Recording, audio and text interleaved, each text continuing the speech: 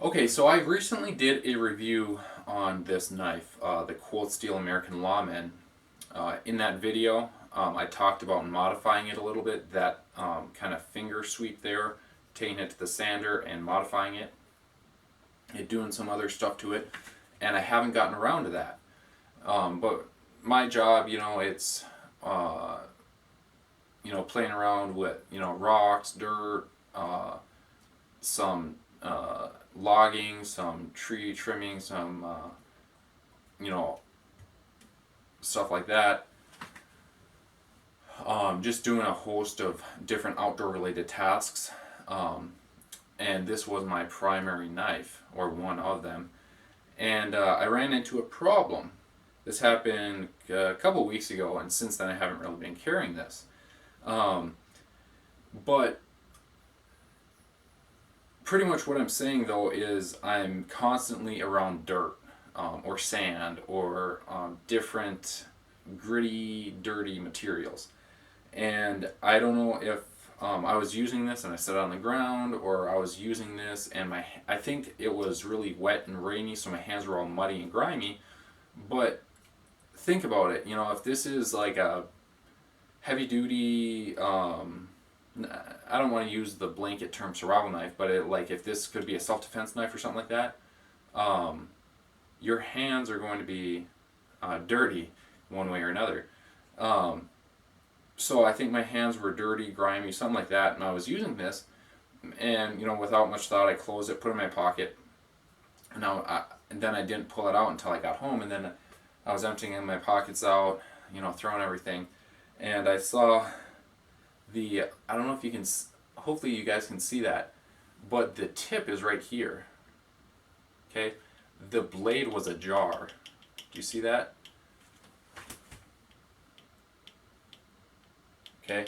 Um, that clicking noise is the blade going up and down. So it's not fully retaining when in the closed position. But it opens just fine, and it doesn't do it all the time. Um, that time it was a little better, but just jostling around in my pocket, it moves a little bit. The problem I found out is dirt and grime and stuff got into that triad lock. Um, the triad lock, it's a really strong lock. At least, I haven't broken it, and a lot of people torture tested and stuff like that.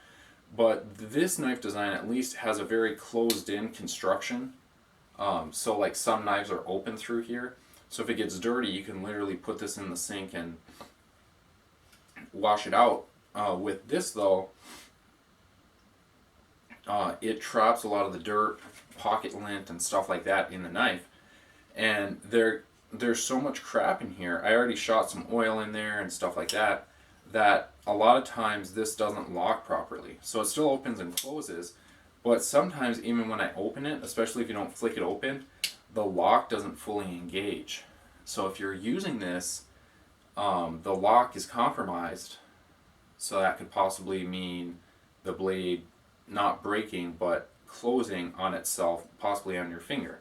Luckily this is, if you're using that choil, see I'm pushing down and my finger kind of locks, which that's not good either, but at least it's better than a cut off finger or a four. There is a fix to this though, and a lot of people are already probably leaving comments like, you're so dumb, you can take a disassemble that and all that. I know you can. The problem, I believe these are like T5, T7 Torx screws. There's a couple of them on here, and I think there's a couple different sizes. Um, and maybe somebody in the comments, if you know what size Torx that is, let me know. I Yeah, that's a Torx there to adjust the pivot, and then it's Torx screws to adjust the clip and stuff like that. And they look to me to be like a T5, T7, maybe like a T10 Torx. The thing is, that's not a super common size of Torx. So I use Torx screws, not daily, but quite often. But I'm using T20, T25 construction screws. Sometimes Torx T15 trim head screws, cabinet screws, stuff like that. But I've been to my local home improvement stores and stuff like that, hardware stores. they don't stock very, very small Torx bits or Torx screwdrivers.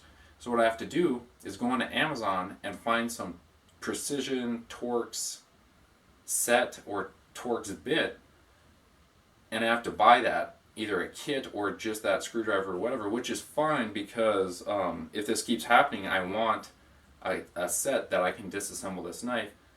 But what I'm saying is, in a way, it's kind of a failure that you have to go out and buy tools so you're able to disassemble this knife to fix it.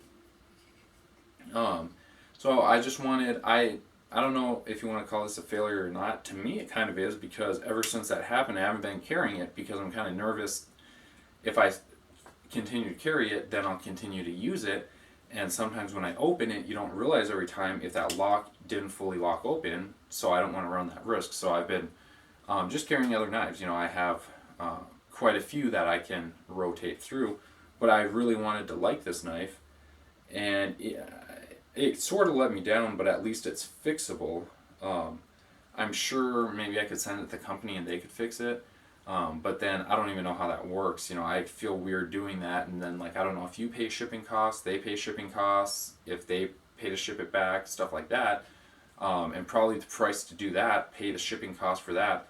I could just buy a set of Torx screwdrivers on Amazon for 10 or 15, 20 bucks, however much they are, and be done with it, and have those on hand, and hopefully never lose that one size that fits these.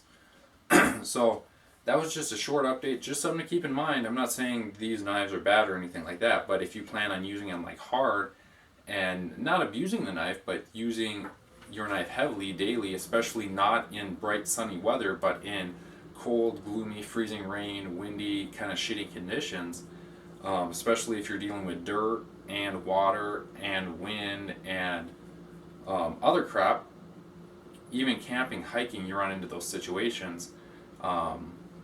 When, I don't know, you're trying to put some shelter up because the rain starts coming down or whatever the case may be, almost everyone has used a knife when their hands are dirty, their hands are wet, it's raining, stuff like that. And this will be bound to happen to you eventually if you use your knife quite frequently. So I hope you liked this video. If you did, make sure to give it a big thumbs up. If you haven't already, feel free to hit the red subscribe button. And leave a comment below if you've ran into this problem with this specific cold steel knife or any of the cold steel triad lock knives.